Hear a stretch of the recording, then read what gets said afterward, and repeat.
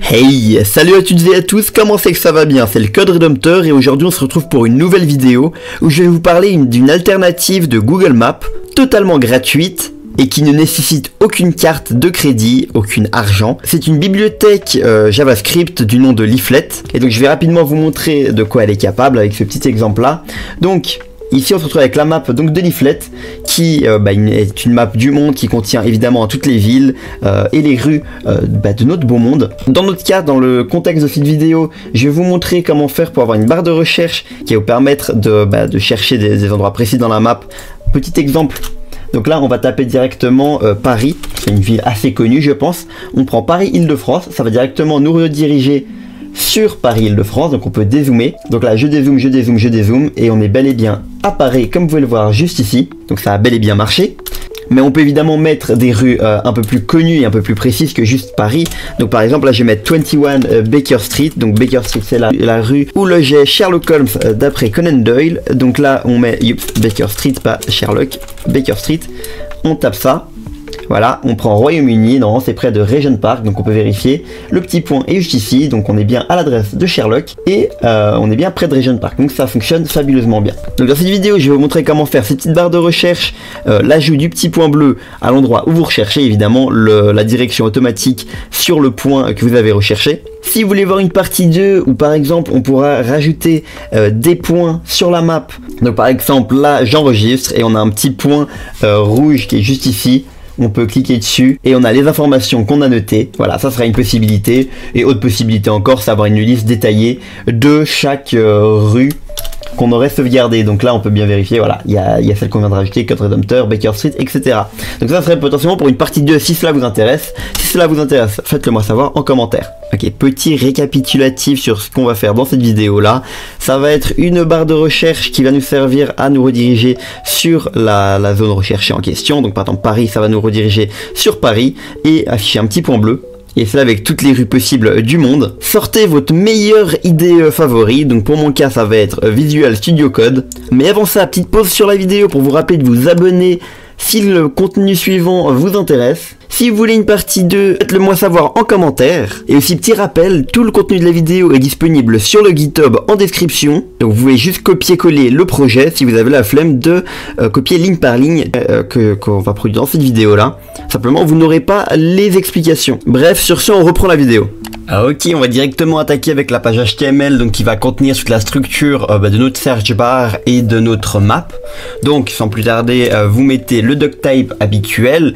Donc voilà, c'est pratiquement fait automatiquement juste en faisant un petit tab. Donc là on a déjà une petite base du projet HTML par défaut.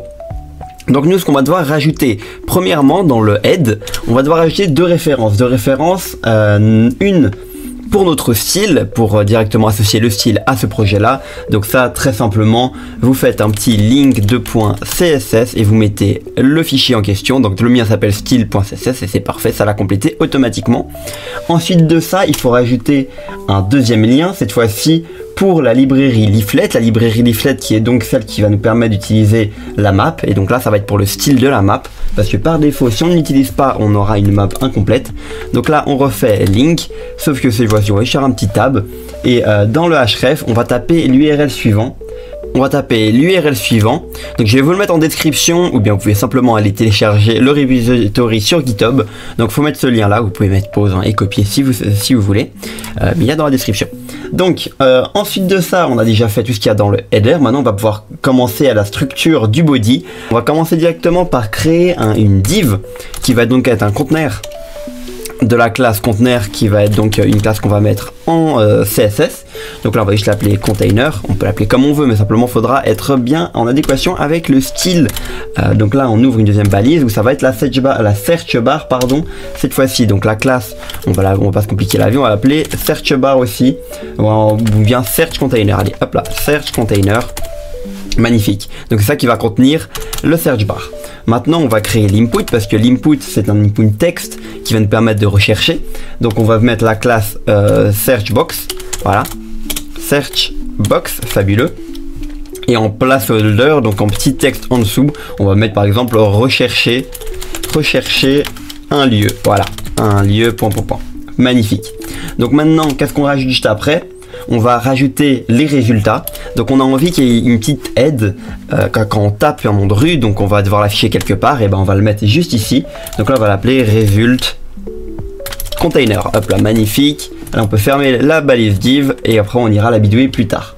Ensuite de ça, il faut aussi afficher la map. Donc pour ce faire, on va quand même créer une div qui va être le container de cette map là et on va juste lui donner un petit ID qui sera l'ID map. Et c'est grâce à cet ID là qu'en JavaScript nous allons lui mettre la map à l'intérieur. La balise. Ok, maintenant on va juste rajouter deux balises, donc les balises script. Le premier script, il va contenir la logique de la map, genre le fonctionnement en tant que tel de la map depuis la bibliothèque. Donc encore une fois, je vous le mets en description, ou bien vous pouvez mettre pause sur la vidéo pour le copier à la main. Donc ça va directement relier une référence en ligne qui est liée à la map, qui utilise Ajax aussi. Donc là on rajoute un deuxième script, et ce script là cette fois-ci ça va être celui qui va relier à notre projet script.js, qui va être tout le contenu de la logique de ce petit projet qu'on va faire maintenant. Donc script.js, fabuleux. Donc là on a déjà fait tout le contenu de l'index. Ok, maintenant on va directement pouvoir aller attaquer le script. Pour le moment on n'a pas grand chose qui devrait s'afficher dans tous les cas. Ok, maintenant que vous êtes dans votre script.js, on va pouvoir commencer à le coder. Donc là, on va commencer par déclarer deux variables globales qu'on va utiliser. Donc ça va être la variable map, qui va être une variable pour stocker l'instance de la carte leaflet. Et on va créer une variable marqueur, qui va être une variable pour stocker le marqueur sur la carte. Fabuleux. Donc on va directement commencer par faire une fonction d'initialisation de la carte. Donc là, on va faire function init map, magnifique. On ouvre les petites parenthèses de fonction et les petits crochets pour mettre le contenu à l'intérieur. Donc on va commencer par créer une instance de la carte et la lier à l'élément HTML avec l'id map. Comme je vous rappelle, on a mis un ID map juste ici. Donc on va directement le récupérer pour afficher la map. Donc on va faire map est égal l.map. Donc là le point map c'est pour parcourir un tableau. On va mettre les guillemets map, magnifique. Et on fait un point setView. Donc le setView, il définit la vue initiale sur la France. Par défaut, c'est les coordonnées que je vais mettre, vu que je m'adresse plutôt à un public francophone. Donc là, on met les coordonnées de base, mais vous pouvez les mettre où vous voulez. Vous pouvez rechercher sur Google Maps les points de référence de coordonnées.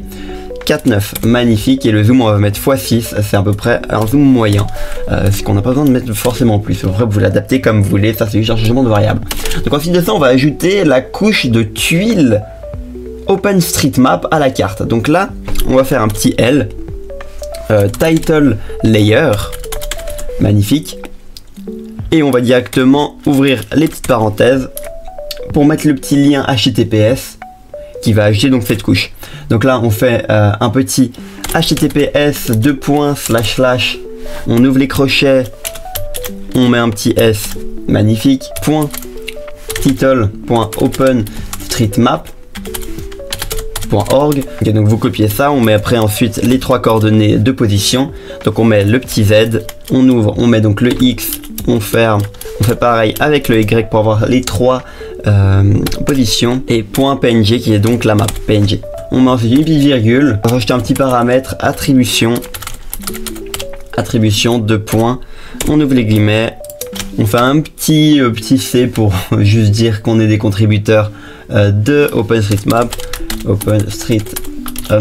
contributeur. Voilà, magnifique, parfait. Donc là on fait un petit point add to. Et qu'est-ce qu'on rajoute? On rajoute AMAP, magnifique. Ok, on a fini la fonction d'initialisation de la map. On va pouvoir directement attaquer la fonction asynchrone de recherche de localisation via l'API Nominatim. Donc là, on fait un petit async pour déclarer le fait que c'est une fonction asynchrone. Function, et on va l'appeler search location. On va mettre à l'intérieur des parenthèses la query, qu'on va donc appeler plus tard avec les bons paramètres évidemment. Et donc là on va faire directement une requête à l'API. Donc là on fait un const response est égal à await fetch. Et donc à l'intérieur on va mettre l'URL de l'API. Donc encore une fois, je vous le mets en description, promis. Et on limite à 5 résultats max par réponse, parce qu'on veut pas que ça prenne tout votre écran en fait. Et pour que vous voyez, donc voilà, jusqu'à la fin, je vous laisse check. Voilà, vous avez toute la ligne au cas où vous voulez copier.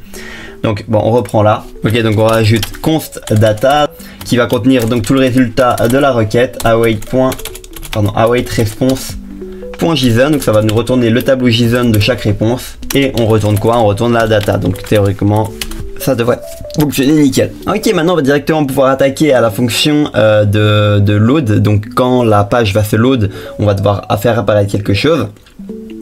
Donc là, on va directement faire un document.addEventListener.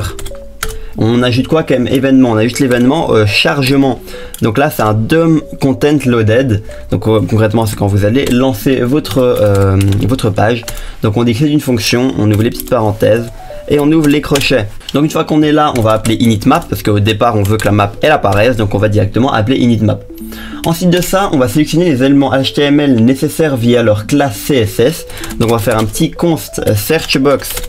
Searchbox, on va quand même mettre majuscule, est égal à document.querySelector.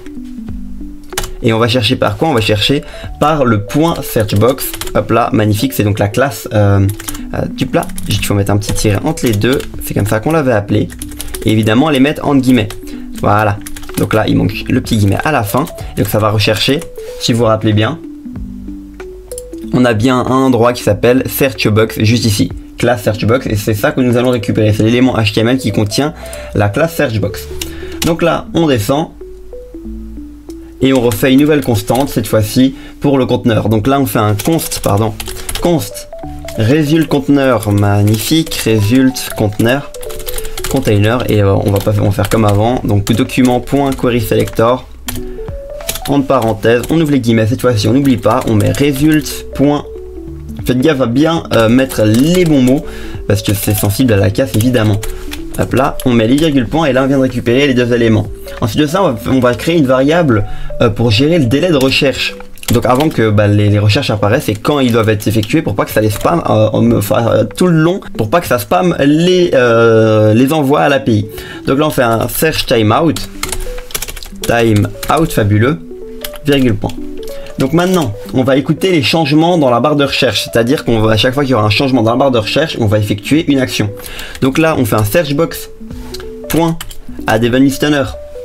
On met quoi à l'intérieur? On met input, magnifique, et on dit que c'est une fonction.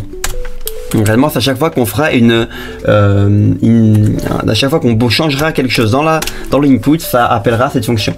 Donc là, on fait un clear timeout qui va annuler le timeout précédent. Donc là, on va faire un search timeout, c'est-à-dire que ça va jamais envoyer de requête si jamais vous êtes encore en train de taper, niveau contenu je veux dire.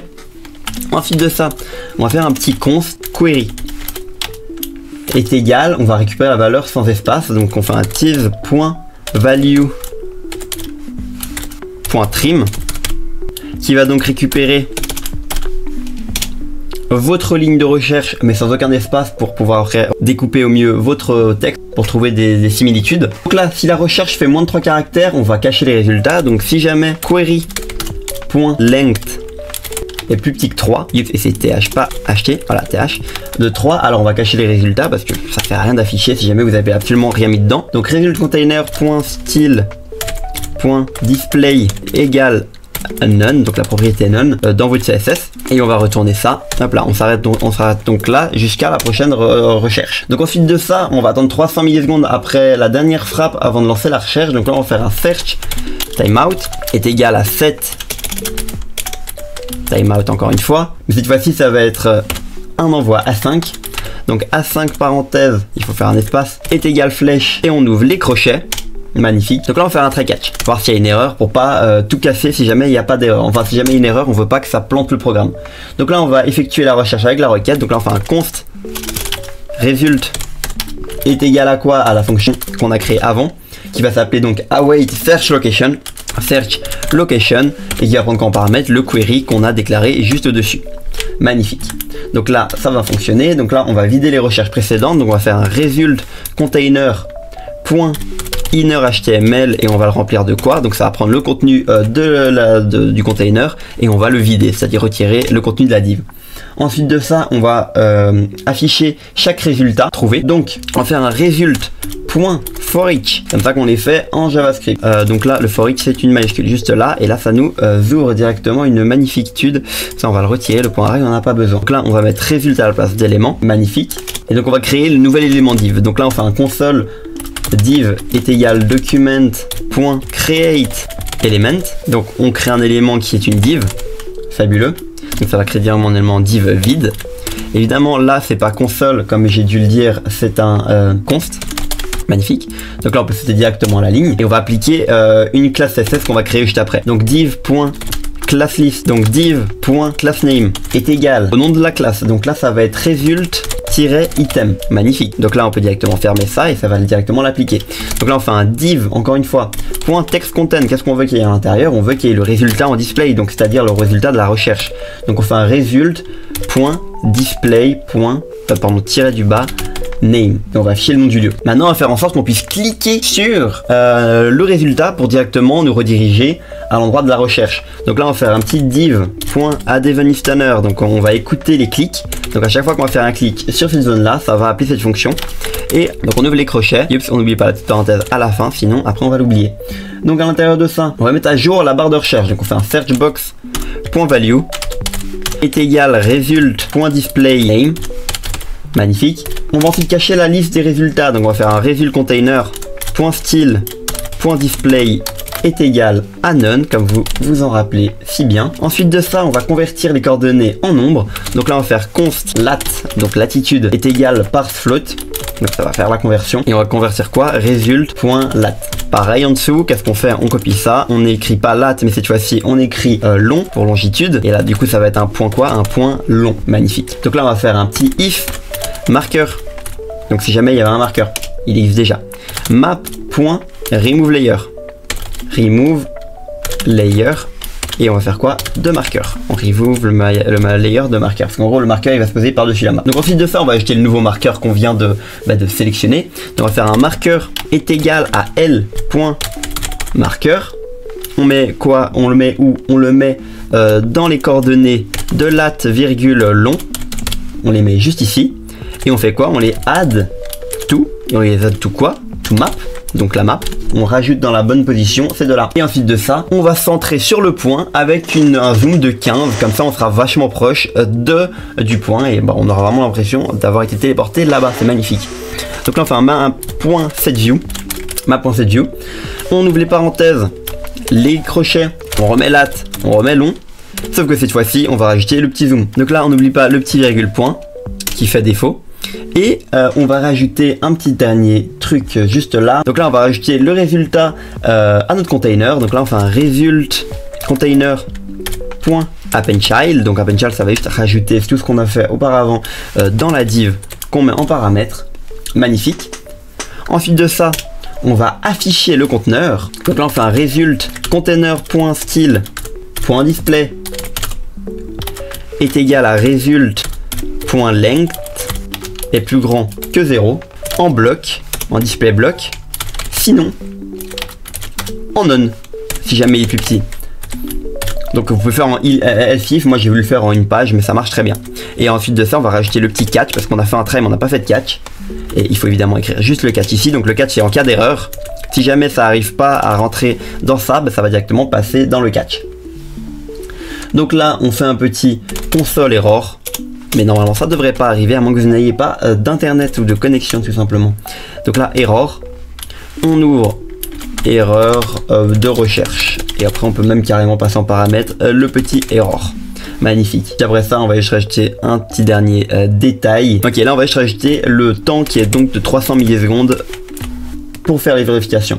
Donc là on est plutôt bien. Il nous manque juste un petit dernier truc. Ok, juste un petit truc, j'ai oublié de mettre le petit error juste ici parce qu'évidemment on le passe, mais juste ici là on le passe, mais on le met jamais en paramètre, donc il peut pas le trouver n'importe où. Donc là on va rajouter un petit dernier truc qui va écouter donc tous les clics sur la page.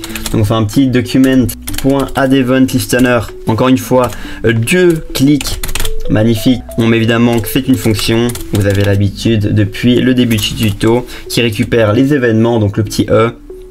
On ouvre les petits crochets, fabuleux, et on fait la petite vérification if result container.contains un événement de clic que la cible n'est pas égale à la search box.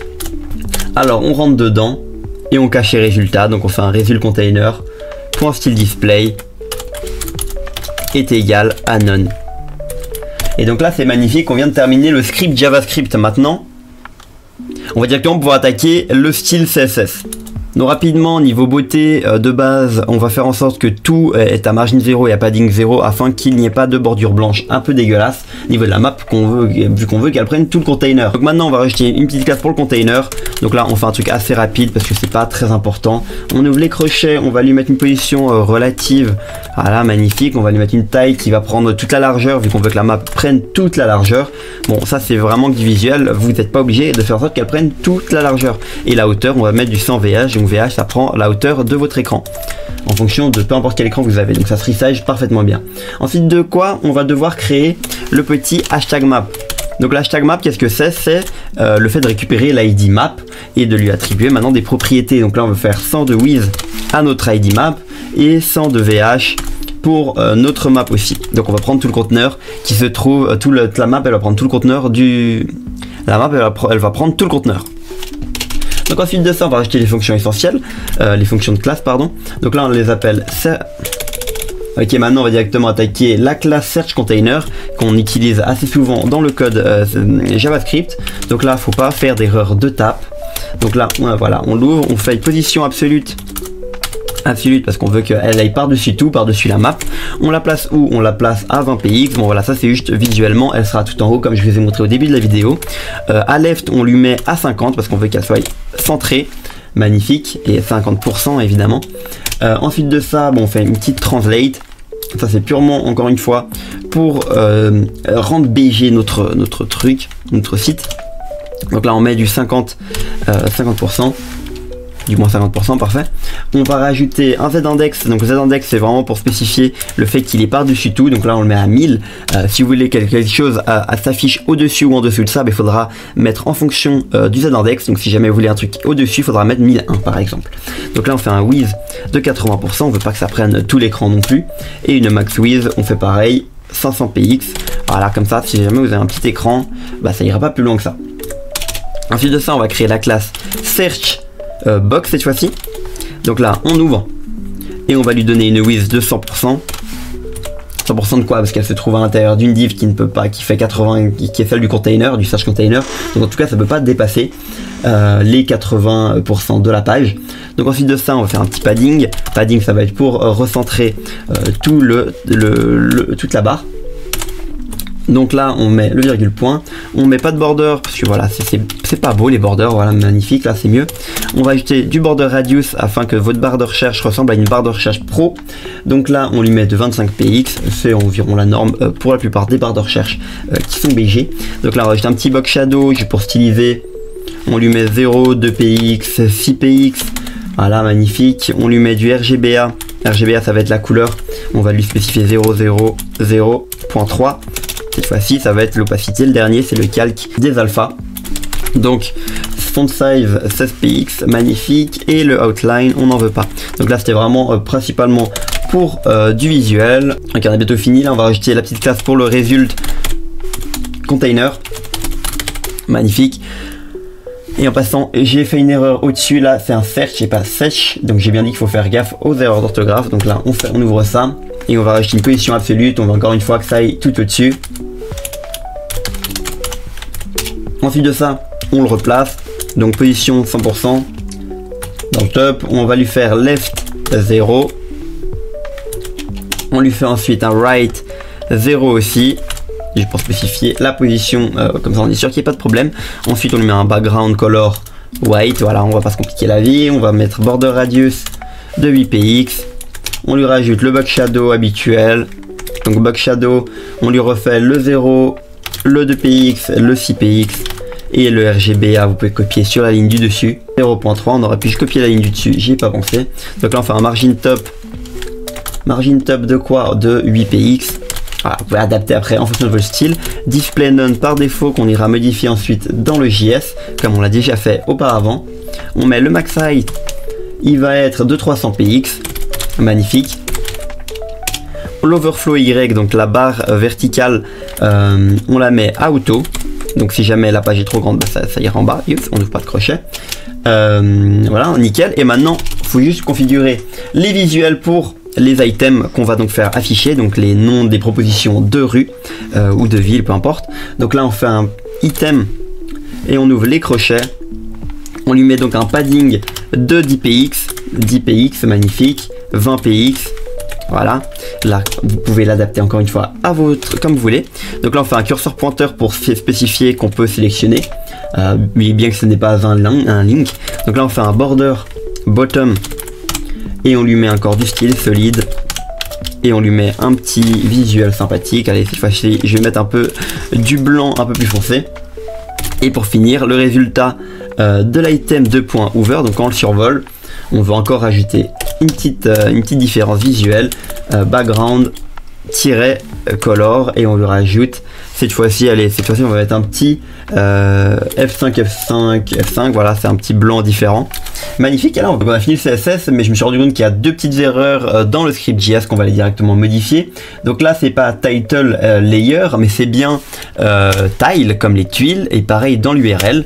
Et ainsi qu'il y a une erreur juste ici dans la constante de result container. Il faut mettre le petit point devant pour spécifier que c'est une classe, et il faut évidemment pas mettre un point là, mais c'était bien un tiret pour être en adéquation avec notre style. Donc maintenant on va pouvoir directement tester si ça fonctionne. Donc on lance directement votre localhost, là où vous avez votre projet sur votre page Chrome, ou bien vous pouvez double-cliquer sur votre fichier HTML. Ok, donc on est sur la map directement, ça nous a positionné au-dessus de la France comme on l'a spécifié dans le code, mais vous pouvez le mettre n'importe où, peu importe, et on va pouvoir directement chercher. Donc là on va taper Paris par exemple, et là directement plein de suggestions. Donc on a Paris, Île-de-France, etc. Et donc on peut cliquer sur une, donc on va taper sur une d'Île-de-France. Là on cible et ça a bien ciblé le point, comme vous pouvez le voir juste ici, ça a bien ciblé Paris. On est bien en France. Ça a bel et bien marché, on a de petits marqueurs qui viennent d'apparaître là, et on peut vérifier une nouvelle chose. Si jamais on tape autre chose, par exemple Bordeaux, ou peu importe, Canada, Moulas, Roumanie, voilà, on est en Roumanie, et donc le premier point a normalement disparu. Si on regarde bien la map, en France il n'y a aucun point, tandis qu'en Roumanie il y en a un. Sur ce, la vidéo est terminée. Je vous rappelle juste que tout le projet est disponible sur le GitHub, donc vous avez juste à le télécharger et vous aurez tout le projet. Et si vous êtes arrivé jusque là, merci de m'avoir écouté. Abonnez-vous, likez, partagez la vidéo si cela vous a intéressé et vous a été utile. C'était le Code Rédempteur, ciao ciao.